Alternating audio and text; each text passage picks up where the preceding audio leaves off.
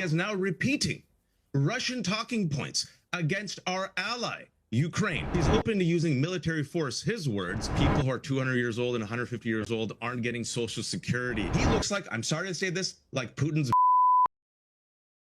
Let's watch a Piers Morgan panel with lefty journalist Wajahat Ali shutting down a bit of the propaganda on Piers Morgan pertaining to Trump and Doge. So be sure to like the video and subscribe to the channel if you haven't already, and we'll be back with the fact checks and context needed. People who are 200 years old and 150 years old aren't getting Social Security benefits, right? According to their own data, apparently 86% of recipients are fraudulent. No, they're misreading the data. This is why you don't have 19 to 25-year-olds without any experience now having access to our tax documents, to our Social Security numbers, to our Treasury Department. This is why you have to have oversight. Also, another piece of news that came out today. Doge said that they saved $8 billion. Guess what?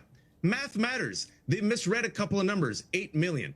Guess what also we found out? That these brilliant 19 to 25-year-olds, these teenagers who we have no idea about their expertise, their experience, no accountability, no oversight, they accidentally fired hundreds of federal employees who look over our nuclear weapon stockpile, and now they're desperately trying to rehire them. The Social Security stuff is such an easily disprovable lie, it should morally disqualify Elon from being trusted. Like, here, I'll debunk it right now in real time. First off, there's already been a report on this where it was found virtually none of these people receive Social Security payments. They're left on the public records for file keeping reasons and because many died prior to electronic record keeping in general, but they're left off the ones that are actually sent to the federal benefit paying agencies. If the report from the federal inspectors general whose job it is to do this isn't enough for you, then okay, let's follow the actual data. Old age and survivors insurance was paid out $111.2 billion in December. 51.7 million people got an average of $1,975. That is $102 billion total. 1.86 million spouses got $930 each. That's $1.7 billion. 713,000 children received around $917 each. That is $655 million. 2 million child survivors received $1,133.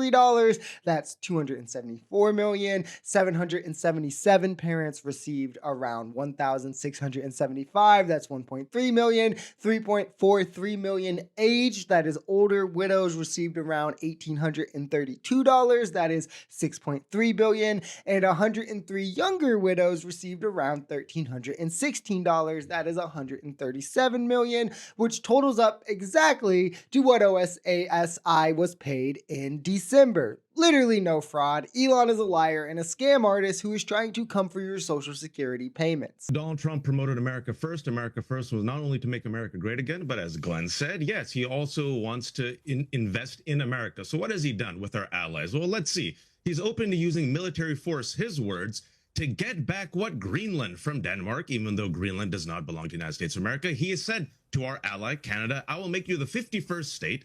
He has the dumbest trade war in history, not my words, the words of Wall Street Journal, against our allies, Mexico and Canada, also has pissed off Panama and South Africa.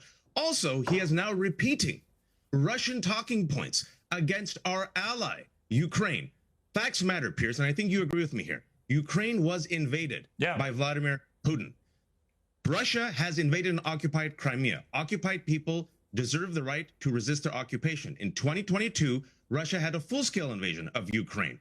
Right now, he is mocking Ukraine. He is mocking Europe. He is being chummy with Russia, repeating Putin's talking points. Oh, that Ukraine, you started the war. No, Russia started the war. This is another very easily disprovable point. After the Soviet Union fell in 1991, Russia interfered in every Ukrainian election since and invaded the first time they were thwarted from doing so. Seriously, in 1994, this was the first Ukrainian election, by the way, through having control of the media and the only substantial financing in the election, they were able to install their pro-Russia guy, doing so again in 1999, using even voter intimidation tactics this time around, where the this all kind of met its peak in 2004 for Yankovic, their pro-Russia guy, where ballot stuffing occurred, widespread voter intimidation occurred, and even more that led to their guy winning. But a revolution led to the fraud being exposed. The outcome was overturned, where then in 2010, I guess they didn't learn their lesson and they tried it again, but they won. They got their Russia guy back in power using ballot stuffing, voter intimidation. Same thing again.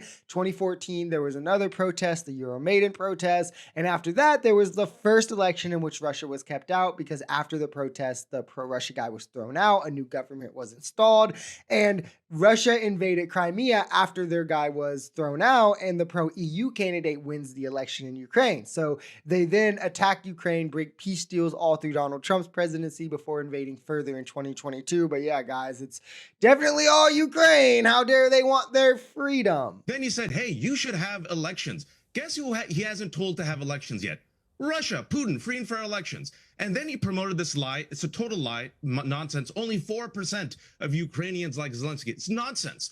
Meanwhile, our allies in Europe are terrified right now, are planning a future without United States as a potential ally as this is happening, because by giving Putin, a war criminal, all the concessions without getting anything in return, he's meeting them in Saudi Arabia without Ukraine, without Europe, and America now, at least according to the world, doesn't look like America first, Piers. It looks like America last, or at the very least, he looks like, I'm sorry to say this, like Putin's bitch. And I want Donald Trump to tell Putin to his face, get out of Ukraine. You get out of Ukraine, stop meddling in elections, have free and fair elections. And yes, I agree with the panel, diplomacy is good, but not at the expense of giving up our sovereignty and giving up our allies, and especially the Ukrainians, who have every right to fight.